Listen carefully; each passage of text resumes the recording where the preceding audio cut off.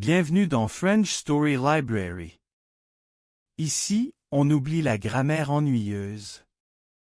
On découvre des histoires simples, intéressantes, et on progresse en français sans effort.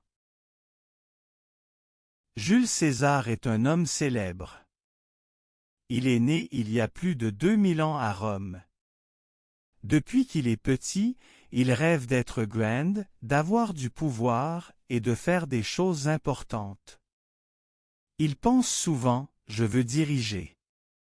Je veux être le premier. Son enfance est simple mais aussi difficile. Sa famille n'est pas pauvre, mais elle n'est pas très riche non plus. César apprend à lire et à écrire. Il aime beaucoup parler avec les anciens professeurs. Il regarde encore les statues dans la ville et il pense que les héros sont forts.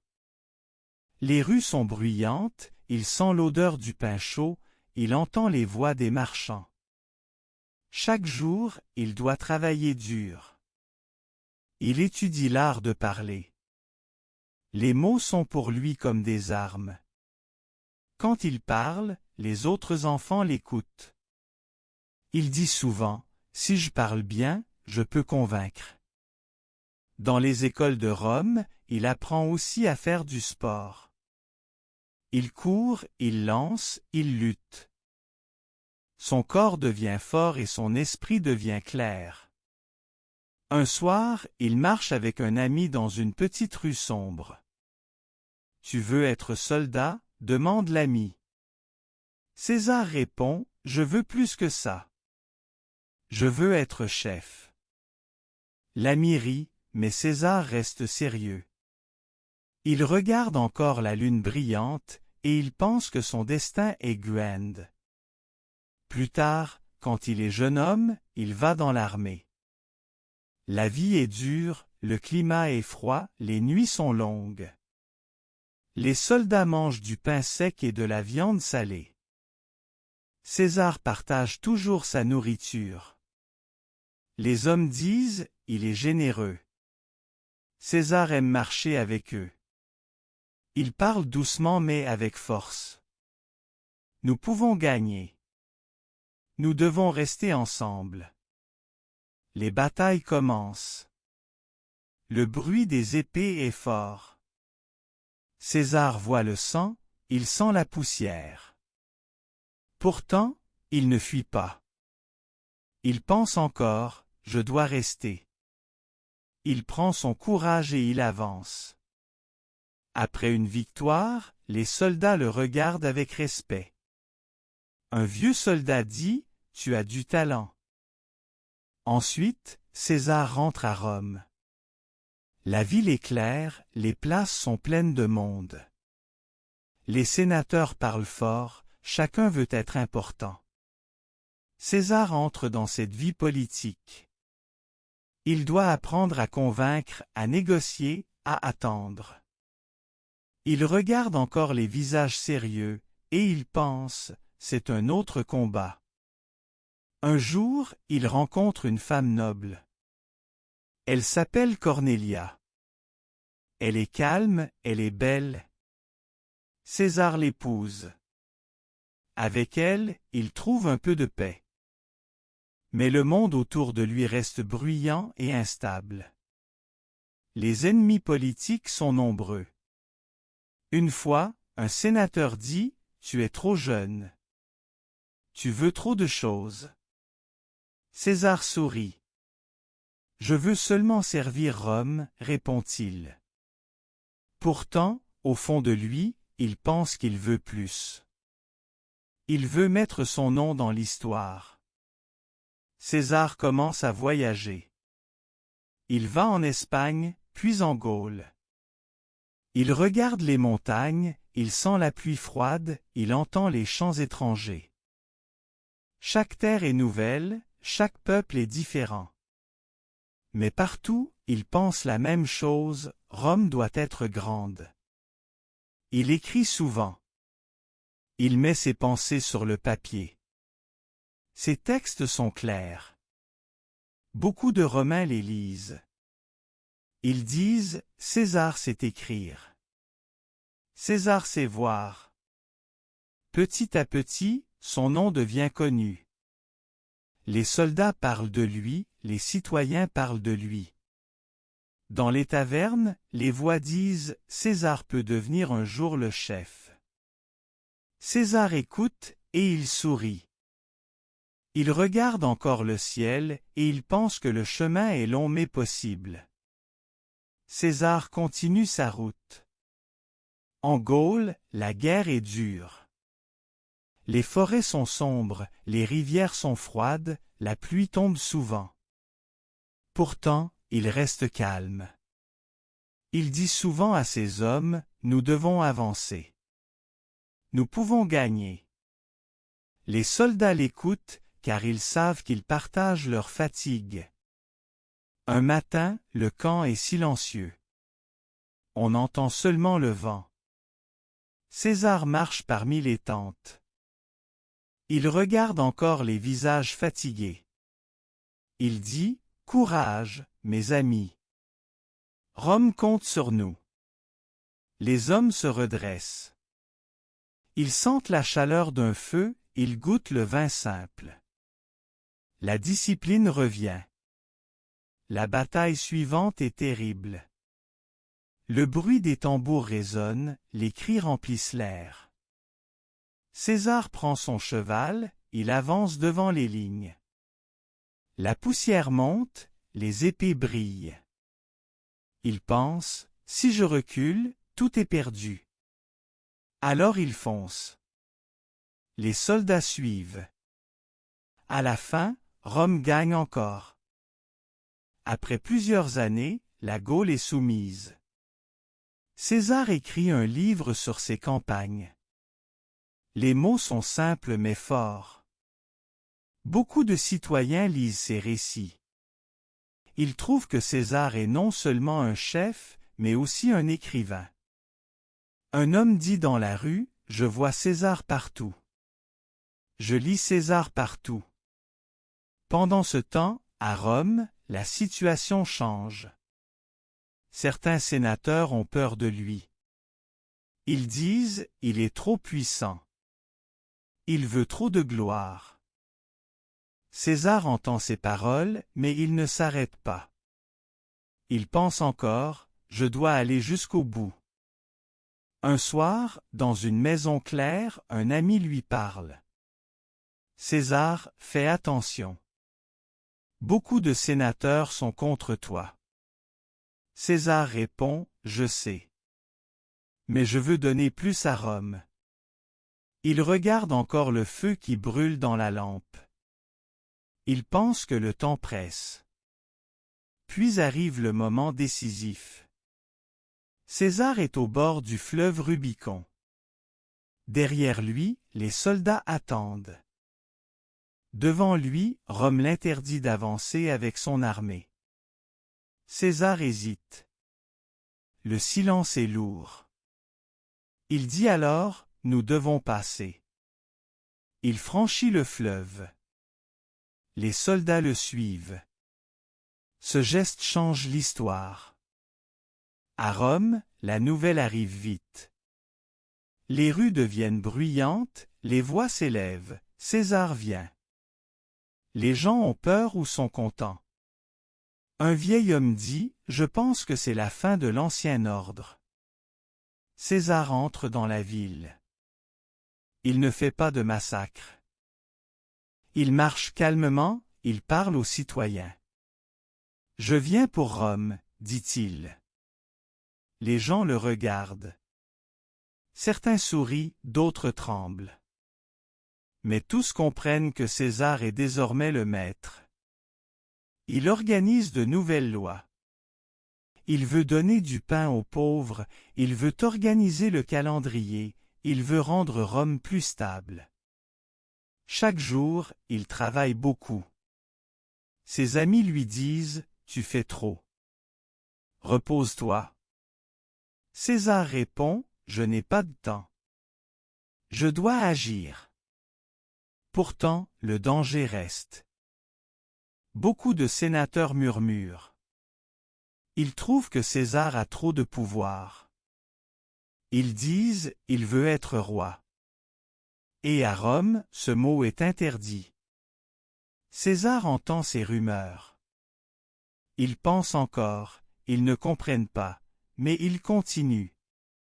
Dans le forum, il parle devant la foule. Le soleil brille, les colonnes sont hautes, le vent chaud souffle. César dit, Rome doit être grande. Rome doit être forte. Les citoyens applaudissent. Un enfant demande à son père, pourquoi tout le monde l'écoute? Le père répond, parce qu'il sait parler, et parce qu'il agit. Les mois passent. César est au sommet de sa gloire. Il organise des fêtes, il donne des jeux au peuple. Dans le Grand Cirque, les chevaux courent, la poussière monte, la foule crie. L'air sent la sueur et le vin. César regarde encore ce spectacle et il pense, Rome m'admire. Cependant, tout n'est pas facile. Ses ennemis sont de plus en plus nombreux. Certains amis deviennent froids. Une nuit, dans une maison sombre, des hommes parlent. Il doit tomber, dit l'un. Sinon, nous perdons tout, répond un autre. Dans le silence, on entend seulement le bruit d'une coupe posée sur la table. César ne sait pas tout, mais il sent une tension. Un conseiller lui dit, « Attention, César. Le danger est proche. » Il sourit. « Je ne peux pas vivre dans la peur, » répond-il. Il regarde encore les étoiles et il pense, « Je suis allé trop loin pour reculer. » Dans les rues de Rome, la vie continue. Les marchands crient, les enfants jouent, les odeurs de pain chaud et de poissons frais remplissent l'air. Mais sous cette surface, les murmures sont forts. Beaucoup disent, César est trop grand. César prend trop. Un jour, César marche au forum. La lumière éclaire, les colonnes brillent. Un citoyen l'arrête. César, s'il vous plaît, signez mon parchemin. César sourit, il prend le calame et il signe. La foule applaudit. Mais derrière, certains sénateurs regardent avec colère. Dans le Sénat, les discussions sont bruyantes. Les hommes parlent en même temps. L'un dit, il doit partager son pouvoir. Un autre dit, il ne veut pas, la tension monte. Enfin, un groupe décide, il faut l'arrêter. César, lui, prépare une grande réforme. Il veut donner des terres aux soldats, il veut améliorer les lois. Il dit souvent, je veux servir Rome. Ses amis l'écoutent, mais ils sont inquiets. Un homme ose parler, César, vous devez être prudent. Beaucoup ne veulent pas de vos projets. César répond, je fais ce que je crois juste. Le jour des ides de mars approche. César doit aller au Sénat. Le matin, sa femme Calpurnia est inquiète. Elle dit, ne pars pas. J'ai vu un mauvais rêve. César sourit. Les rêves ne décident pas ma vie. Pourtant, il hésite un instant. Il regarde encore ses habits blancs, il pense à sa force. Puis il sort. Dans les rues, le soleil est froid, le bruit des pas résonne. Les gardes marchent près de lui. Les citoyens le saluent. Bonjour, César, disent-ils. Il répond avec un geste. Mais il sent un silence étrange. Il entre dans le Sénat. Les colonnes sont hautes, l'air est lourd. Les sénateurs s'approchent. Au début, ils parlent calmement. Puis soudain, ils sortent les lames. César est surpris. Il dit, mais pourquoi? personne ne répond. Les coups tombent. Le bruit du métal, l'odeur du sang, les cris. César tombe. Il regarde encore autour de lui. Il voit des visages connus. Il pense, est-ce possible? Puis il ferme les yeux. Le silence revient. Dans la ville, la nouvelle se répand vite. César est mort. Les voix s'élèvent, les rues sont pleines. Certains pleurent, d'autres crient de joie. Le chaos commence. Un vieil homme dit, Rome ne sera plus jamais la même. La mort de César choque Rome entière. Dans les maisons, on parle seulement de lui. Dans les rues, les citoyens s'attroupent. Ils se demandent, que va-t-il se passer maintenant? L'air est lourd, la ville est sombre. Le corps de César est placé sur un bûcher. Les flammes montent, la fumée s'élève. Les gens sentent l'odeur forte du bois brûlé. Beaucoup pleurent. Une femme dit, il a donné du pain, il a donné des lois. Un homme répond, mais il voulait trop de pouvoir. Marc-Antoine, son fidèle ami, parle devant la foule. Sa voix est claire, son regard est ferme. Citoyens, César vous a aimé. César vous a donné des victoires. Pourquoi le tuer? Les gens écoutent en silence, puis les cris éclatent. Vengeance. Le forum devient bruyant, le peuple est en colère. Pendant ce temps, les sénateurs qui ont frappé César tremblent. Ils pensaient être libres, mais ils deviennent cibles. Ils disent, nous devons fuir. Certains partent loin de Rome. La ville est agitée. Dans les marchés, on entend les voix fortes. Dans les tavernes, on boit du vin et on parle de César. Je pense qu'il reviendra dans la mémoire, dit un jeune homme. Je pense qu'il est déjà une légende, répond un autre. Plus tard, Octave, le neveu de César, arrive. Il est jeune, mais il a de l'ambition.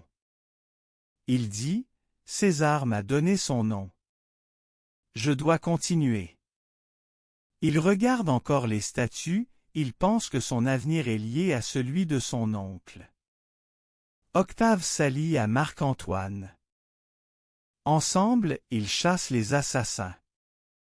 Les batailles sont nombreuses, le bruit des armes continue. Mais peu à peu, Octave prend plus de force. Il devient le premier empereur de Rome. On l'appelle Auguste. Ainsi, même après sa mort, César reste présent. Son nom vit dans les bouches des gens, dans les livres, dans les pierres. Les citoyens disent, César a changé le monde. Son héritage est immense. Il a donné un nouveau calendrier. Il a montré que la politique et la guerre peuvent être liées. Il a écrit des textes clairs que les écoles lisent encore aujourd'hui. Dans les bibliothèques, on voit ces mots. Dans les classes, on entend son nom. Un professeur dit à ses élèves, César est un exemple de courage et de stratégie. Mais il est aussi un exemple de limite. Trop de pouvoir attire la peur. Les enfants écoutent en silence. Ils sentent l'odeur des livres, ils regardent les images d'armées, de temples, de batailles. Le nom de César voyage dans le temps. Il traverse les siècles, il arrive dans les langues modernes. On l'utilise pour parler de chef, pour parler de pouvoir.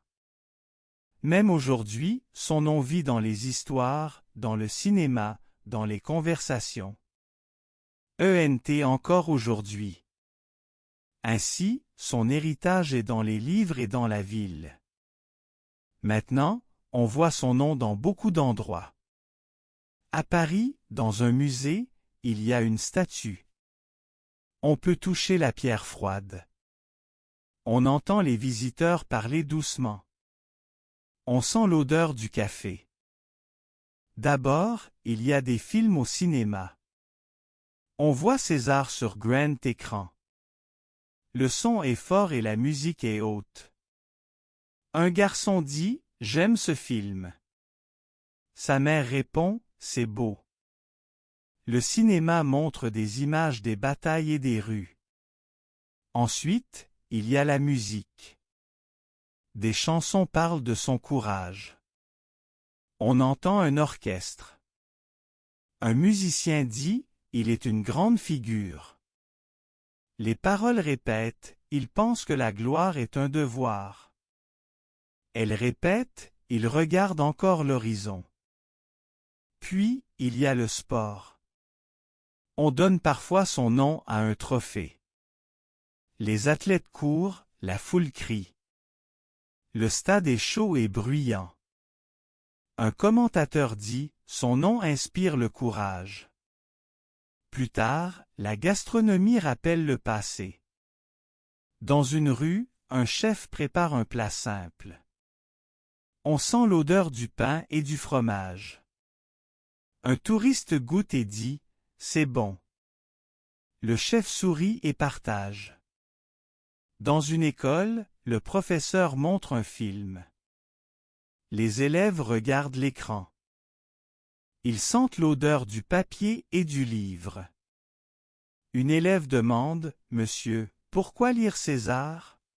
« Parce que l'histoire nous parle », répond le professeur. Un autre élève demande son avis, il pense que c'est important? Il pense que l'histoire donne des leçons, dit le professeur.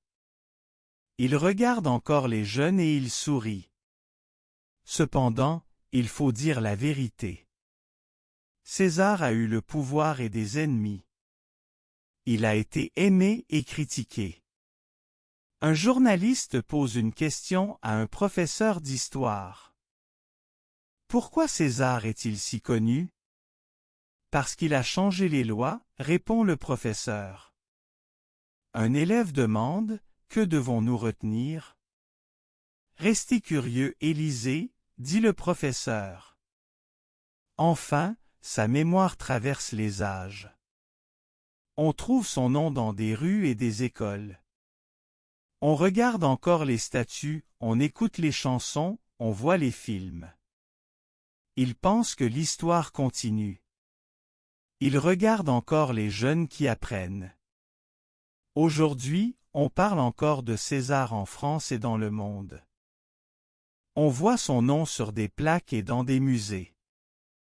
Les touristes touchent la pierre, les enfants lisent des livres, les professeurs expliquent avec patience.